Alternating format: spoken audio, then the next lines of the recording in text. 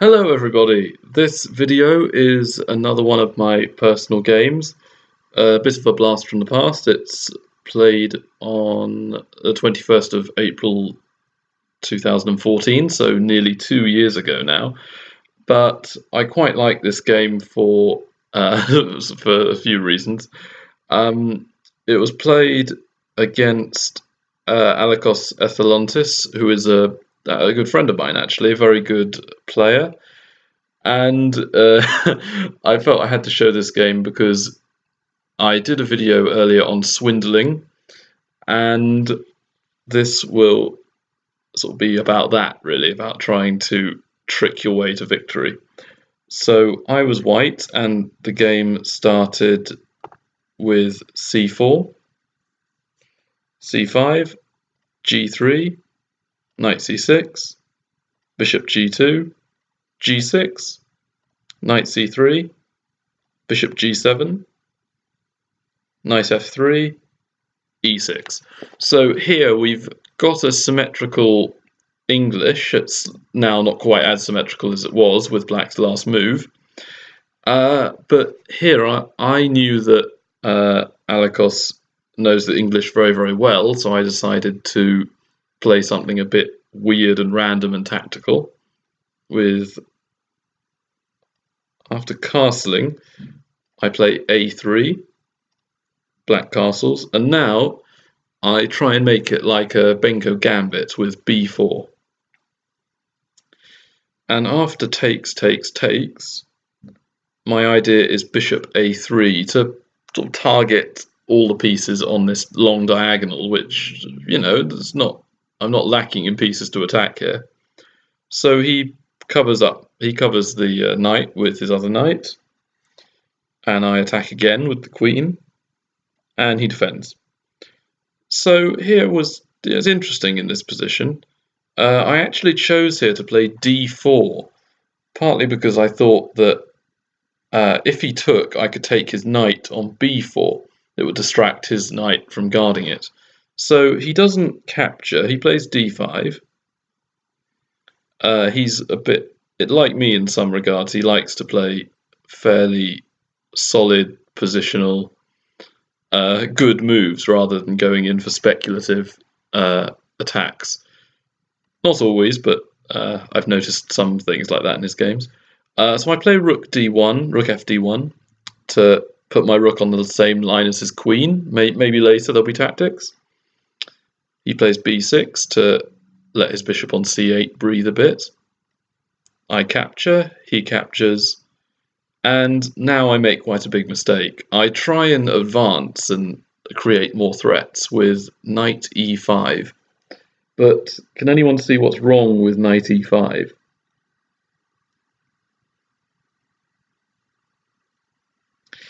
Yeah, there's a tactic to win a pawn. Knight d4, takes, bishop takes. So now, when I spoke about swindling a few videos ago, I said that what you have to do first, you have to acknowledge that you're losing, that you're worse. And from this point on, I know that I'm worse. I'm a pawn down more than, well, the other pawn I hadn't really regarded as being down. I'd thought of it as a sort of small sacrifice for the initiative. So here I'm 2 pawns down, really, and I don't really have much of an initiative in sight. So I try and go for tactics, go for a swindle with bishop takes b4, bishop takes rook, and king takes. So now it's all about getting my pieces active and trying to create threats against his pieces.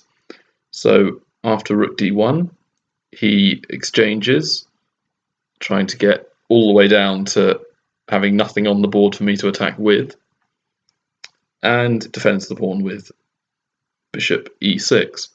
What do you think I played now for white? Think about tricks and possible swindles. Yeah, I can play bishop takes d5, and he didn't recapture in the game, but if he had, can you see how I'm not completely lost in this position?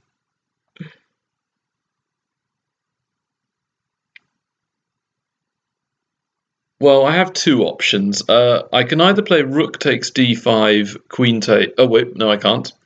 No, my original plan was to go queen h8, king e7, queen e5 check, and if bishop e6, I take the queen. So after he moves, I play rook takes. I was about to say I could take the bishop, he takes, and I play queen h8, skewering the king to the rook, but his queen on d5 would be protecting it, so forget that one. But yeah, this is what I was planning on actually doing in the game. And here I feel that this is roughly even. I can keep up perpetual checks if I need to, and I feel if I try and go for more, he'll probably be able to win with his protected passed pawns on the queen side. So here I draw with queen h8, then queen e5. But he doesn't take. He plays rook c8, queen h8, check, king e7, queen back to b2. So again, I'm threatening little cheapos where bishop takes d5, I then go queen back to e5, check again, and can then recapture the bishop and have active pieces. So he plays queen d6. Now he is threatening to take on d5. I play e4. And now, what happens if he takes? Well, rook takes, queen c7, queen g7. It might be quite unpleasant for him. I've got rook e5 check as a threat, and his king could get very, very exposed and could be victim to a checkmating sequence. So, oddly enough, putting his king out even more might be the best move here. And after queen takes h7, I'm always able to, well, I think I'm always able to draw by queen h3 check and trying to find perpetuals. Anyway, I feel like here I wouldn't be so bad. I'd be roughly even. So he doesn't take. He plays rook c5. I now do a discovered attack on his queen. Queen e5. So he's going for swapping off, which is what I would do in this position. And I decide to set up a threat because when you're trying to swindle or cheapo or whatever it is you want to call it, it's always useful to have some sort of threat in mind. So I play queen d2, and I've got some unpleasant threats here. If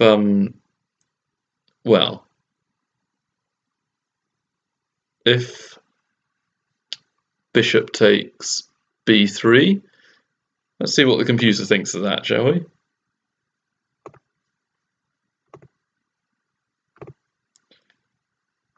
If bishop takes b3, I can draw with this, and well, I could just take, actually, that'd be quite nice. And then just get a draw this way. So that's why he didn't take the bishop. I thought that nice swindle, well, yeah, swindle, because I'm losing and drawing is a good result here. So unfortunately he sees that after a long think, and instead he plays queen back to c7. So I've managed to stop him moving his pawns up the board, but I'm not really doing any better in winning back the material I've already lost, really. I mean, okay, I'm only a pawn down, but it's an important pawn. My kingside majority is not going to create a passed pawn, whereas he's got two ready-made ones over on the queen side. So again, the thing I want to say is, if at first you don't succeed, just try again. Don't give up. So instead I trade here, which you might be thinking that's an odd decision because that's what he's trying to do, and why would I trade off if he wants that? And why would I trade off if that reduces my chances of creating a checkmate? Well, problem number one is you're assuming that he knows what he's doing. Maybe he shouldn't be trading bishops, but The second thing is that his bishop was doing a very good defensive role there. It was performing very well, and my bishop didn't really have anywhere to attack, so I may as well remove a defender from his slightly exposed king. After he takes, I then play queen d4, so again there's some checks that are thrown in the air here. If he moves the rook off the 5th rank. He plays king e7 to guard the king a little better. I play king g2 just to stop any rook c1s that will pin my rook and force another exchange. I don't want to exchange any more, really. I just want to have my queen and rook to create annoying threats. f6 was played, so he's trying to sneak his king over to g7, I think. I play queen d2 because after king f7, queen h6. I was quite pleased with myself here, but he has rook h5, so I retreat back to d2. So I'm keeping it. I'm keeping the pieces moving. I'm not just sort of surrendering meekly and playing moves like h3 and moving the queen pointlessly around. I'm trying to create something. I'm trying to be active. So king g7 to protect himself more. Centralize the queen. Rook back to c5. So he is slowly getting a better position here, but again, he doesn't really have any checks or any tactics of his own. It's me that's having to rely on that. So after I play rook b1, I'm a little bit a bit stumped as to what to do here because he's not letting me have any tactics. So I'm trying to slow down his queenside advance. And he plays h5 just to give his king a bolt hole on h6 that he could move to. I play rook b3, so I'm aiming for f3 possibly. Queen c6 is played, so he's targeting my e4 pawn. Rook back to b2 because I can't think of what else to do. b5, so now he's starting to get his pawns rolling. And after rook e2, I feel that maybe I could free up my queen to move around a bit. b4, queen d8.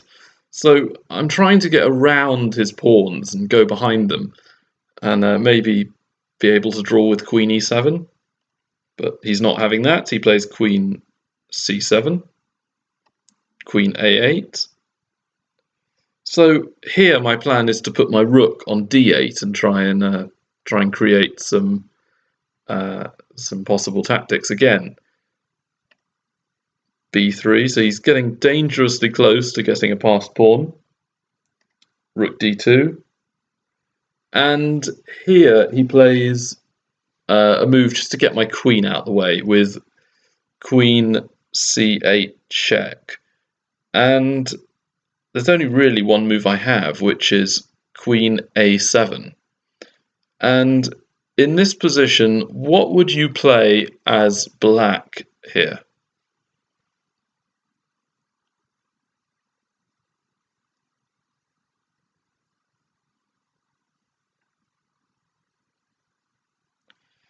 Well, if we look at king h6,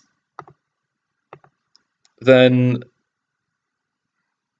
it's not so good because I have rook d7. And this is very good for white, actually. I'm putting my pieces on the 7th rank. And some very nasty threats are created. It's very hard for black to even draw this. In fact, I'm not even sure black can, because his rook's under attack on c5, so he can't move the queen to defend h7. And if he allows me to play rook h7, I'm pretty sure I'll have a mate threat. So he might have to give up a rook to stop the mate.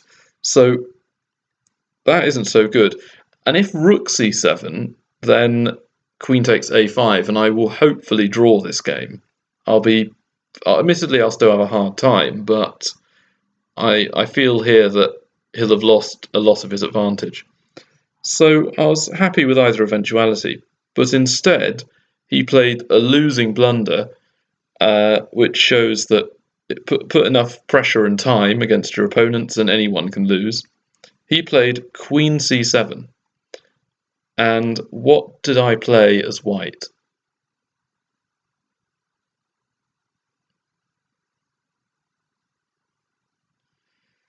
Yeah, it's a bit painful. Rook d7 check, so an X-ray attack. And the best move is queen takes d7, queen takes queen. So the rest is fairly simple. King h6, queen e8, rook c2, so trying to get his pawn all the way to the end. But after queen h8, king g5, h4 check, king g4, queen takes f6. I think here he resigned because I've got so many checkmates in one, and the only way to stop it is to give up his rook on f2. So that was the game. But yeah, what I have to say about swindling is that I'm borrowing this phrase. There's the audacity of hope. There's always the chance that you might be able to create something. So, okay, admittedly, when you're maybe a queen down or you're absolutely lost and there is absolutely no chance at all of getting anything, okay, resign. But for me, at least, until that point, until I'm so much down I can't possibly come back, I always keep playing because I'm fairly good at creating threats. That's one of my strongest points. And it is possible if you put enough pressure on them and you activate your pieces, you create more and more threats as time goes on, that eventually they'll just miss one of them, and you can level the game, or indeed win the game, just from a simple tactic. So anyway, comment, like, or subscribe. Well, hopefully all three, and I'll see you in the next video.